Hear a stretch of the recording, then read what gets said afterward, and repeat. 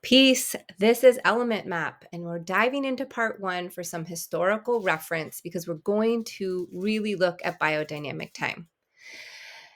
In Time Map, we demystified time, and we really came to this main way that we are all staying plugged into time is through the Gregorian calendar. So, how do we imprint the Gregorian calendar with love when it was made from an ownership intention? I'm proposing a different method of tracking time, one seeded from love so you can grow a beautiful, healthy Garden of Eden again. This is the path to restore heaven on earth, which means to reclaim your inheritance of peace of mind. Will ye first the kingdom of heaven? This passage from A Course in Miracles means I know what I am. First of all, right? I know what I am, and I accept my own inheritance. You are not the author of this story. There's something larger than us. And once you acknowledge that, you come into your true destiny of your divinity, which God has in store for you. And it is promised that its peace is grand and without lack. So if we reject the Gregorian calendar for its lack of natural rhythm, what do we use instead to ground into time? I propose it's the biodynamic calendar, and sure, I make a few additions in order to return to your present sky coordinates, thus actualize your holy purpose. I do align with 14 main constellations for the sun, the moon, the stars, and the earth to move through in space. Allow me to share more about this concept as a living pedagogy. The Biodynamic Almanac is a grounded look at the celestial sky from the viewpoint of the Earth. We live on Earth, not the sun. So that seems logical to consider our location in the universe as our collective point of reference for plant growth on Earth. The biodynamic calendar timing, therefore, is the solution for optimal flow and inner growth, thus restoring natural rhythm.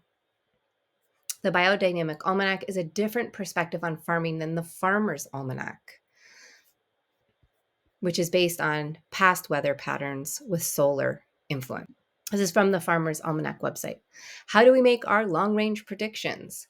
We derive our weather forecast from a secret formula that was devised by the founder of this almanac, Robert B. Thompson, in 1792. Thomas believed that the weather on Earth was influenced by sunspots, which are magnetic storms on the surface of the sun.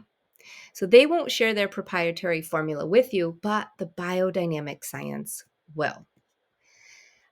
Although I learned many valuable systems from the permaculture scene, regenerative farming, master gardening, wildcrafting, the biodynamic science of linking plant growth with the celestial sky blew my mind.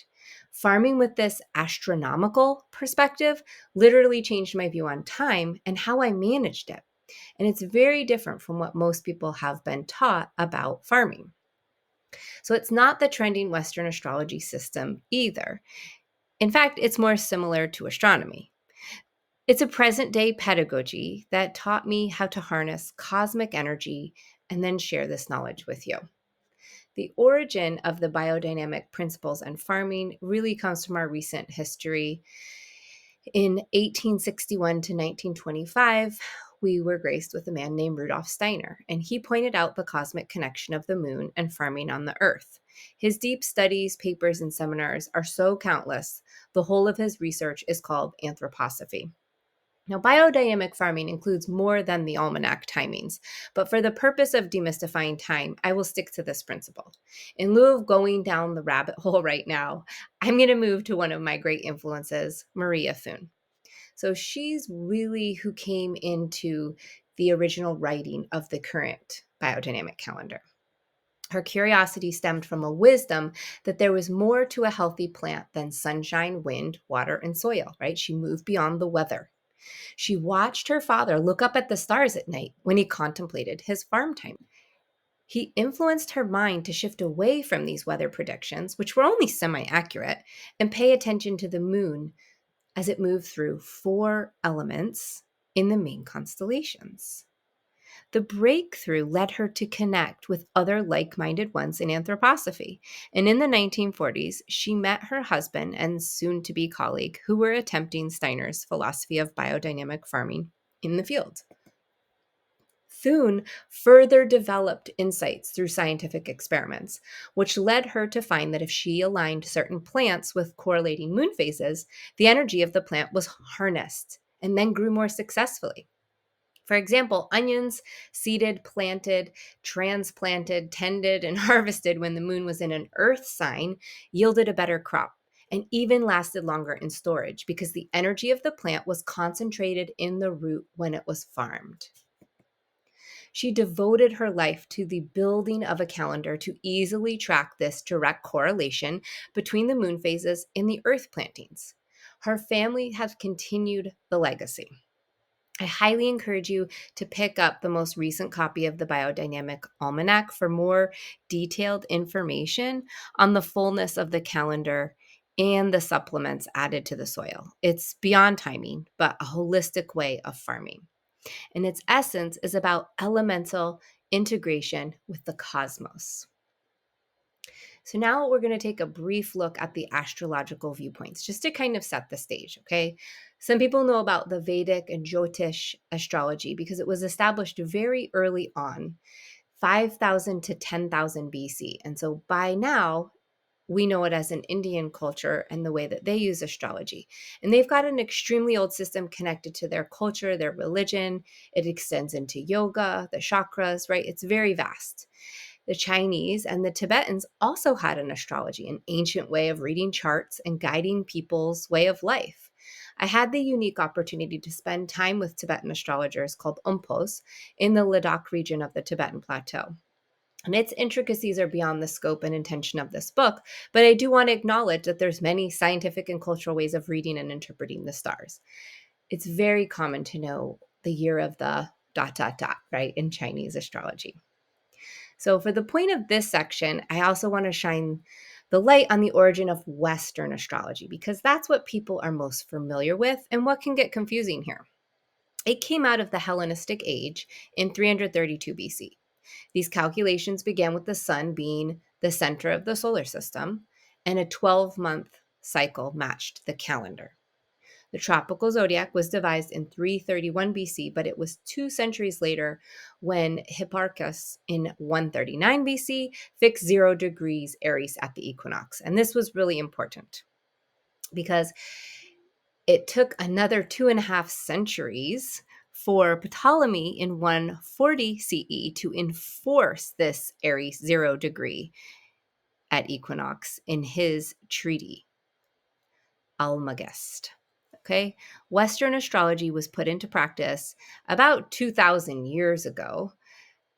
It was really interesting what also happened about that time. So I often compare the birth of Western astrology, which doesn't move, right? It stands still in time of what your chart was in the time of Jesus walking the earth. These are line up. And so I see a bit of a cloak here. Like tropical or Western astrology is cloaked in this myth of the stars from the Greek and the Roman perspective. That's what's laced into it.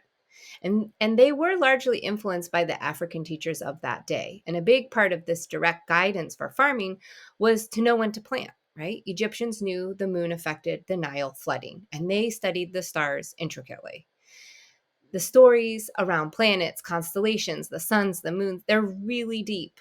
And for the sake of biodynamics, they let go of the archetypes and they share the role of the constellation as elements.